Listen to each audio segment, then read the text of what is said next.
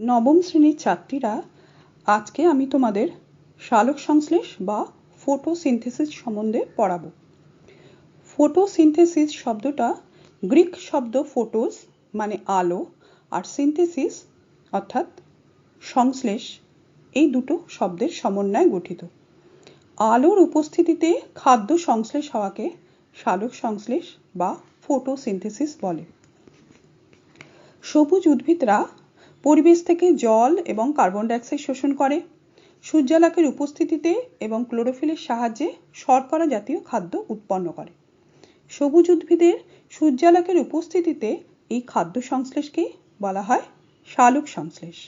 তাহলে সালোক সংশ্লেষে সুন্দর করে একটা সংজ্ঞা কি বলবো না, যে প্রক্রিয়ায় ক্লোরোফিল যুক্ত কোষে সূর্যালোকের উপস্থিতিতে এবং ক্লোরোফিলের সাহায্যে পরিবেশ থেকে শোষিত জল ও কার্বন ডাইঅক্সাইডের রাসায়নিক বিক্রিয়ায় সরল শর্করা সংশ্লেষিত হয় এবং উৎপন্ন খাদ্যে সৌরশক্তির আবদ্ধকরণ ঘটে এবং উপজাত বস্তুরূপে জল ও অক্সিজেন উৎপন্ন হয়, তাকে সালোক সংশ্লেষ বলে। সালোক সংশ্লেষ প্রক্রিয়ায় 6 অণু কার্বন ডাইঅক্সাইড, 12 অণু জল থেকে সূর্যালোক আর ক্লোরোফিলের সহায়তায় প্রস্তুত হয় 1 অণু গ্লুকোজ, 6 অণু জল আর 6 অণু অক্সিজেন। তাহলে সালোক সংশ্লেষের সমীকরণটা আমরা কিভাবে লিখব না, 6CO2 প্লাস 12H2O সূর্যালোক আর ক্লোরোফিলের সহায়তায় উৎপন্ন হচ্ছে C6H12O6 plus 6H2O plus 6O2। এবার বলবো সালোক সংশ্লেষের স্থান, অর্থাৎ কোথায় কোথায় সালোক সংশ্লেষ ঘটতে পারে। ক্লোরোফিল যুক্ত যে কোনো অংশে, দেহের অংশে সালোক সংশ্লেষ ঘটতে পারে। ক্লোরোফিল মানে যে অংশগুলো সবুজ বর্ণের হয়। প্রথমেই মনে হচ্ছে গাছের পাতার কথা। গাছের পাতা হচ্ছে সালোক সংশ্লেষের একটা প্রধান স্থান। এছাড়া ফুলের বৃতি সবুজ হয়, সেখানে সালোক সংশ্লেষ ঘটতে পারে। কিছু ফুলের পাপড়ি সবুজ হয়, যেমন শালুক ফুল, সেখানে সালোক সংশ্লেষ ঘটে। সবুজ কাণ্ড যেমন ফণিমনসা, লাউ, কুমড়ো, পুঁই, এগুলোর কাণ্ড সবুজ হয়, সেখানে সালোক সংশ্লেষ হতে পারে। আবার সবুজ মূলও হয়, যেমন গুলঞ্চে দেখা যায়, সেখানেও সালোক সংশ্লেষ করতে পারে। এছাড়া সবুজ শৈবাল, মস, ফার্ন ইত্যাদিতে সালোক সংশ্লেষ দেখা যায়। আচ্ছা, এককোষী প্রাণী ইউগ্লিনা ক্রাইসামিবা, এদের দেহে ক্লোরোফিল থাকায় এরা সালোক সংশ্লেষ করতে পারে। দেখো, প্রাণী হওয়া সত্ত্বেও এরা ক্লোরোফিল আছে বলে সালোক সংশ্লেষ করতে পারে। ব্যাকটেরিয়ার মধ্যে রোডোসিউডোমোনাস আর রোডোস্পাইরিলাম, এই দুই রকম ব্যাকটেরিয়া ক্লোরোফিল থাকায় সালোক সংশ্লেষ করতে পারে। তবে পাতার মেসোফিল কলা হচ্ছে সালোক সংশ্লেষের প্রধান স্থান।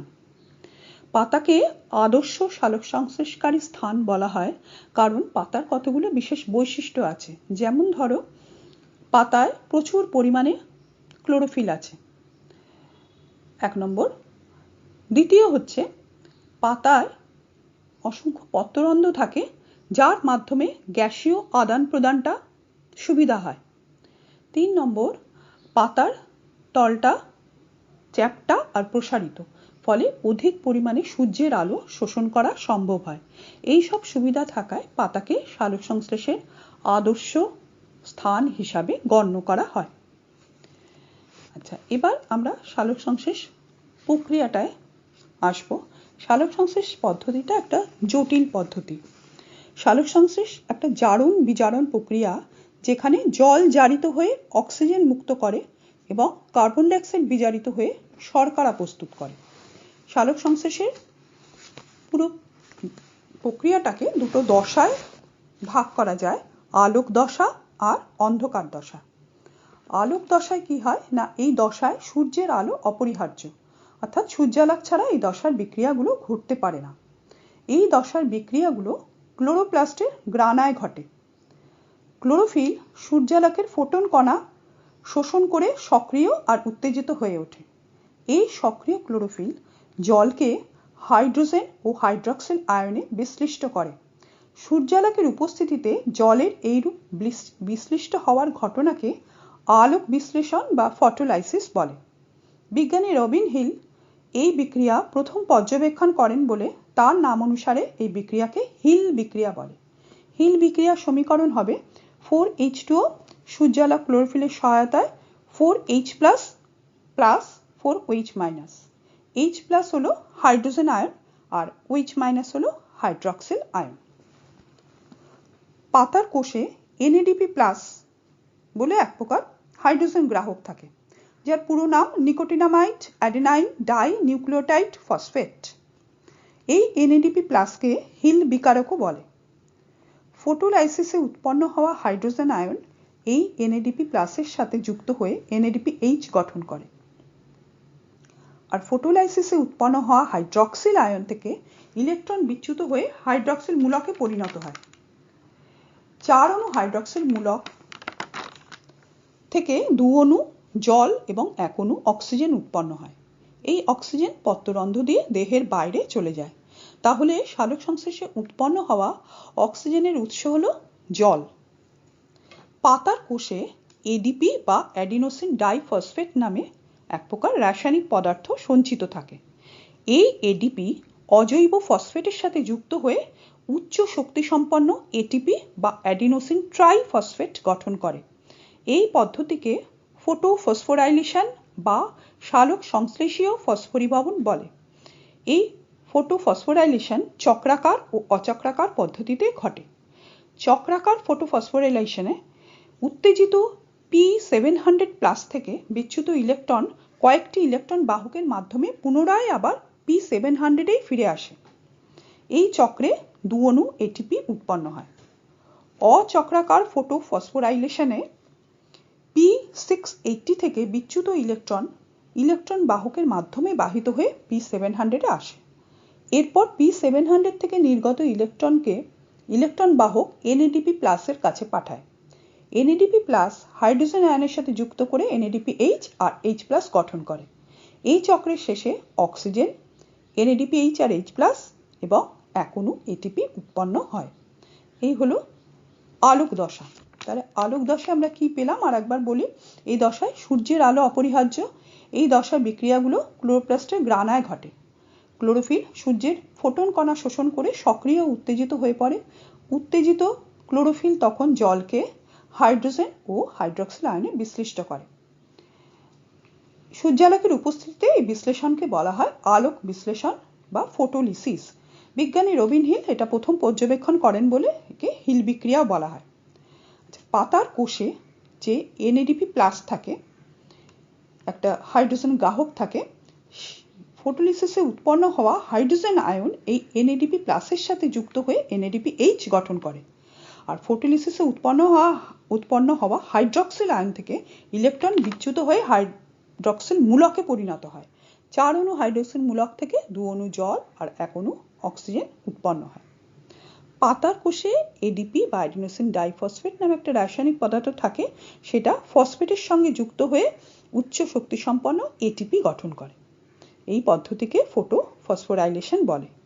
এটা চক্রাকার ও অচক্রাকার পদ্ধতিতে ঘটে। চক্রাকার ফটোফসফোরাইলেশনে উত্তেজিত P700 প্লাস থেকে বিচ্যুত ইলেকট্রন কয়েকটি ইলেকট্রন বাহকের মাধ্যমে পুনরায় আবার P700-এই ফিরে আসে। আর অচক্রাকার ফসফোরাইলেশনে P680 থেকে বিচ্যুত ইলেকট্রন বাহকের মাধ্যমে বাহিত হয়ে P700-এ আসে। এরপর P700 থেকে নির্গত ইলেকট্রনকে ইলেকট্রন বাহক NADP প্লাসের কাছে পাঠায়। NADP প্লাস হাইড্রোজেন আয়নের সাথে যুক্ত হয়ে NADPH আর H প্লাস গঠন করে।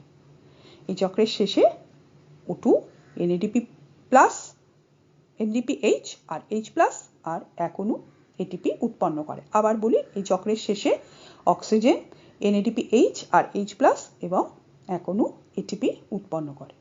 এই হলো আলোক দশা। এবার আসি অন্ধকার দশায়। অন্ধকার দশায় আলোর প্রয়োজন হয় না, এই দশাকে তাই অন্ধকার দশা বলে। বিজ্ঞানী ব্ল্যাকম্যান সর্বপ্রথম অন্ধকার দশার বিক্রিয়াগুলো পর্যবেক্ষণ করেন বলে একে ব্ল্যাকম্যানের বিক্রিয়াও বলা হয়। এই দশাটি ক্লোরোপ্লাস্টের স্ট্রোমা অঞ্চলে ঘটে। পাতার কোষে 5 কার্বনযুক্ত শর্করা বা রিবিউলোজ বিসফসফেট RUBP উপস্থিত থাকে।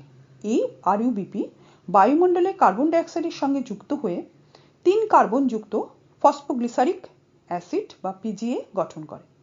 এই পিজিএ হলো সালোক সংশ্লেষে উৎপন্ন প্রথম স্থায়ী যৌগ। বায়ুমণ্ডল থেকে গৃহীত কার্বন ডাইঅক্সাইডের কার্বন অণু কোষস্থ যৌগের অঙ্গীভূত হওয়াকে অঙ্গার আত্তীকরণ বলে। এই ফসফোগ্লিসারিক অ্যাসিড এটিপি, আলোক দশায় উৎপন্ন হওয়া NADPH আর H+ এবং উৎসেচকের সহায়তায় বিজারিত হয়ে 12 অণু ফসফোগ্লিসারঅ্যালডিহাইড বা PGALD গঠন করে। এই 12 অণু PGALDর মধ্যে 10 অণু একটা চক্রের মাধ্যমে পুনরায় RUBP-তে পরিণত হয়। বিজ্ঞানী কেলভিন প্রদর্শিত এই চক্রকে কেলভিন চক্র বলে। বাকি 2 অণু PGALD থেকে 1 অণু গ্লুকোজ উৎপন্ন হয়। এই হলো অন্ধকার দশার ঘটনা। অন্ধকার দশাটা আরেকবার বলি তাহলে। এই দশায় আলোর প্রয়োজন হয় না। বিজ্ঞানী ব্ল্যাকম্যান এটা সর্বপ্রথম পর্যবেক্ষণ করেছিলেন বলে ব্ল্যাকম্যানের বিক্রিয়া বলছি। এই দশাটা ক্লোরোপ্লাস্টের স্ট্রোমা অঞ্চলে ঘটে। পাতার কোষে 5 কার্বনযুক্ত রিবিউলোস বিস ফসফেট বা RUBP উপস্থিত থাকে। এই RUBP বায়ুমণ্ডলে কার্বন ডাইঅক্সাইডের সঙ্গে যুক্ত হয়ে 3 কার্বনযুক্ত ফসফোগ্লিসারিক অ্যাসিড বা পিজিএ গঠন করে। এই পিজিএ হলো সালোক সংশ্লেষ উৎপন্নকারী স্থায়ী যৌগ। বায়ুমণ্ডল থেকে গৃহীত কার্বন ডাইঅক্সাইডের কার্বন অণু কোষস্থ যৌগের অঙ্গীভূত হওয়াকে অঙ্গার আত্তীকরণ বলে। এই ফসফোগ্লিসারিক অ্যাসিড এটিপি আলোক দশায় উৎপন্ন NADPH আর H+ এবং উৎসেচকের সহায়তায় বিজারিত হয়ে 12 অণু ফসফোগ্লিসারঅ্যালডিহাইড গঠন করে। এই 12 অণু ফসফোগ্লিসারঅ্যালডিহাইড থেকে 10 অণু একটা চক্রের মাধ্যমে পুনরায় RUBP-তে পরিণত হয়। একে বলে কেলভিন চক্র। বাকি 2 অণু থেকে 1 অণু গ্লুকোজ উৎপন্ন হয়। এই হলো অন্ধকার দশা। তাহলে সালোক সংশ্লেষ প্রক্রিয়াটা আলোক দশা আর অন্ধকার দশা এই দুটো দশার মাধ্যমে সম্পন্ন হয়। এবার এই আলোক দশা আর অন্ধকার দশার পার্থক্যটা বলি। দেখো, আলোক দশায় সূর্যালোকের উপস্থিতিতে ঘটে। অন্ধকার দশা সূর্যালোকের প্রয়োজন নেই। আলোক দশায় প্লাস্টিডের গ্রানা অংশে ঘটে। অন্ধকার দশা স্ট্রোমায় ঘটে। আলোক দশায় এটিপি এবং NADPH আর H+ সংশ্লেষিত হয়। অন্ধকার দশায় গ্লুকোজ ও অন্যান্য শর্করা সংশ্লেষিত হয়। এই দশায় ফটোলিসিসের আলোক দশায় ফটোলিসিসের মাধ্যমে অক্সিজেন উৎপন্ন হয়। অন্ধকার দশায় অক্সিজেন উৎপন্ন হয় না। এই হলো আলোক দশা অন্ধকার দশার পার্থক্য। এবার সালোক সংশ্লেষে কি কি উপাদান লাগলো আর তাদের ভূমিকা কি সেই সম্পর্কে আমরা আলোচনা করব। সালোক সংশ্লেষে প্রধান 4টি উপাদান হলো জল, কার্বন ডাইঅক্সাইড, সূর্যালোক আর ক্লোরোফিল। সালোক সংশ্লেষে উপাদানগুলি এক এক করে বলছি। প্রথমে বলি কার্বন ডাইঅক্সাইড। কার্বন ডাইঅক্সাইড সালোক সংশ্লেষে একটা প্রধান কাঁচামাল হিসাবে ব্যবহৃত হয়। সালোক সংশ্লেষের ফলে উৎপন্ন যে গ্লুকোজ তার কার্বন ও অক্সিজেন পরিবেশ থেকে যে কার্বন ডাইঅক্সাইড গৃহীত হয় সেখান থেকেই আসে এবং অঙ্গার আত্তীকরণ ঘটায়। সুতরাং কার্বন ডাইঅক্সাইড ব্যতীত সালোক সংশ্লেষ সম্ভব নয়। জল সালোক সংশ্লেষ প্রক্রিয়ার একটা অন্যতম কাঁচামাল। সালোক সংশ্লেষ প্রক্রিয়ার সময় জল বিশ্লিষ্ট হয়ে হাইড্রোজেন এবং হাইড্রক্সিল আয়ন উৎপন্ন করে। সালোক সংশ্লেষ প্রক্রিয়ায় যে উপজাত পদার্থ হিসাবে যে অক্সিজেনটা উৎপন্ন হয় তার উৎস হচ্ছে জল। সূর্যের আলো, সূর্যালোক। সালোক সংশ্লেষে এটাও একটা অপরিহার্য উপাদান। আলোর প্রধান উৎস হচ্ছে সূর্যালোক।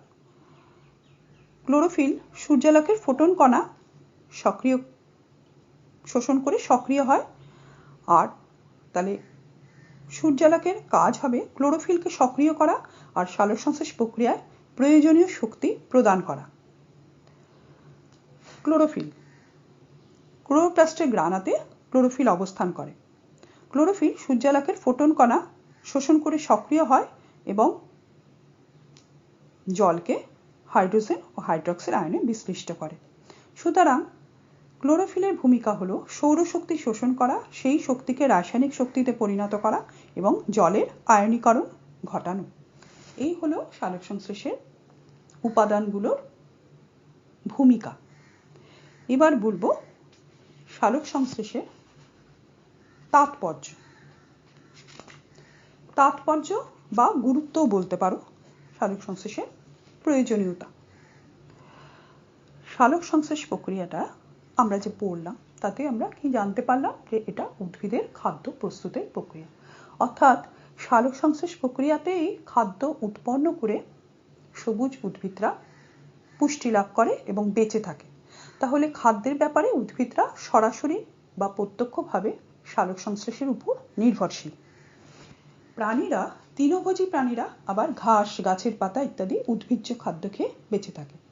তাহলে তৃণভোজী প্রাণীরা খাদ্যের ব্যাপারে উদ্ভিদের উপর নির্ভরশীল, আবার মাংসাশী প্রাণীরা খাদ্যের ব্যাপারে তৃণভোজী প্রাণীদের উপর নির্ভরশীল। তাহলে সালোক সংশ্লেষ প্রক্রিয়ায় খাদ্য উৎপন্ন করে উদ্ভিদ জগৎ বেঁচে থাকে। সেই উদ্ভিদ জগৎকে খেয়ে শাকাশী বা তৃণভোজী প্রাণীরা বেঁচে আছে, আবার সেই তৃণভোজী প্রাণীদের খেয়ে মাংসাশী প্রাণীরা বেঁচে আছে। অর্থাৎ খাদ্যের ব্যাপারে উদ্ভিদ বা প্রাণী সবাই প্রত্যক্ষ বা পরোক্ষভাবে সালোক সংশ্লেষের উপরে নির্ভরশীল। আর একটা পয়েন্ট সালোক সংশ্লেষের গুরুত্বে হবে, যেটা হচ্ছে সৌরশক্তির আবদ্ধকরণ আর খাদ্যের মধ্যে স্থৈতিক শক্তিতে রূপান্তর। আচ্ছা, সূর্য হচ্ছে সকল শক্তির উৎস। একমাত্র সবুজ উদ্ভিদরাই পারে সেই সৌরশক্তিকে আবদ্ধ করে বিভিন্ন কাজে ব্যবহার করতে। সালোক সংশ্লেষের সময় সবুজ উদ্ভিদরা সৌরশক্তিকে রাসায়নিক শক্তিতে রূপান্তরিত করে এটিপি অণুর মধ্যে আবদ্ধ করে। পরে সেই শক্তি উৎপন্ন খাদ্যের মধ্যে স্থৈতিক শক্তিরূপে সঞ্চিত হয়। শাকাশী বা তৃণভোজী প্রাণীরা যখন উদ্ভিজ্জ খাদ্য খাচ্ছে তখন এই স্থৈতিক শক্তি তাদের মধ্যে সরবরাহিত হচ্ছে। আবার মাংসাশী প্রাণীরা যখন এই তৃণভোজী প্রাণীদের খাচ্ছে তখন সেই শক্তি আবার মাংসাশী প্রাণীদের মধ্যে সরবরাহ হচ্ছে। অর্থাৎ সৌরশক্তি, সালোক সংশ্লেষ পদ্ধতিতেই সৌরশক্তি আবদ্ধকরণ হচ্ছে আর খাদ্যের মধ্যে এটা স্থৈতিক শক্তিরূপে রূপান্তরিত হচ্ছে। আচ্ছা, আর একটা প্রধান পয়েন্ট অক্সিজেন আর কার্বন ডাই অক্সাইডের ভারসাম্য রক্ষা। আচ্ছা, আমরা সমস্ত জীবরা, কি উদ্ভিদ কি প্রাণী, সমস্ত জীবেরা শ্বসনের জন্য অক্সিজেন গ্রহণ করি আর কার্বন ডাই অক্সাইড ত্যাগ করি। তাহলে আমরা সবাই অক্সিজেন গ্রহণ করছি, পরিবেশে অক্সিজেন কমতে কমতে শেষ হয়ে যাওয়ার কথা, আর কার্বন ডাই অক্সাইড ত্যাগ করছে, কার্বন ডাই অক্সাইডে ভরে যাওয়ার কথা। কিন্তু সেটা ঘটছে না কেন? না, একমাত্র সালোক সংশ্লেষের জন্য। কারণ সালোক সংশ্লেষ প্রক্রিয়ায় উদ্ভিদরা বায়ুমণ্ডল থেকে কার্বন ডাই অক্সাইড শোষণ করে নেয়, ফলে বায়ুমণ্ডল কার্বন ডাই অক্সাইডে ভরে যেতে পারছে না।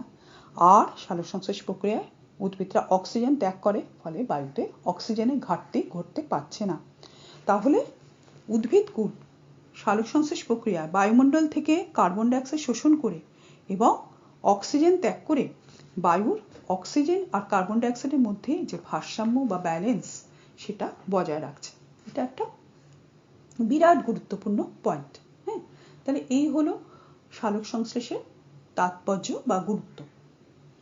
তাহলে আজকে আমরা কি পড়লাম?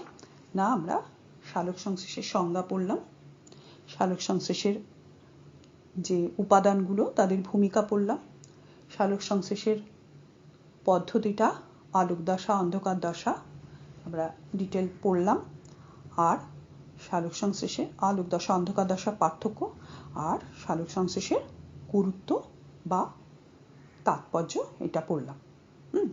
আজকের পড়াটা এই পর্যন্ত থাকলো। আচ্ছা, আজকের পড়ার থেকে কারোর যদি কিছু জিজ্ঞাসা থাকে তাহলে তোমরা সেগুলো নোট করে রাখো। আবার যখন স্কুল খুলবে তখন ক্লাসে সেগুলো আমি আলোচনা করে দেব। ঠিক আছে? এবার তোমাদের আমি কতগুলো প্রশ্ন বলছি, যার উত্তরগুলো খাতায় লিখবে। 1 নম্বর প্রশ্ন হলো, সালোক সংশ্লেষ প্রক্রিয়াটির সংজ্ঞা লেখো। সালোক সংশ্লেষ প্রক্রিয়াটির সংজ্ঞা লেখো। 2 নম্বর, হিল বিক্রিয়া কাকে বলে? হিল বিক্রিয়া কাকে বলে? 3 কেলভিন চক্র বলতে কি বোঝো? কেলভিন চক্র বলতে কি বোঝো? 4 সালোক সংশ্লেষে সূর্যের আলো কেন প্রয়োজন হয়? সালোক সংশ্লেষে সূর্যের আলো কেন প্রয়োজন হয়? 5 নম্বর আলোক দশা ও অন্ধকার দশার পার্থক্য লেখো। আলোক দশা ও অন্ধকার দশার পার্থক্য লেখো। 6 নম্বর সালোক সংশ্লেষের 2টি প্রধান তাৎপর্য লেখো। সালোক সংশ্লেষের 2টি প্রধান তাৎপর্য লেখো। এছাড়া বইয়ের অনুশীলনীতে যে ছোট ছোট প্রশ্নগুলো আছে সেগুলোর উত্তর তোমরা খাতায় লিখবে। যখন স্কুল খুলবে তখন ওগুলো চেক করে দেব। কেমন?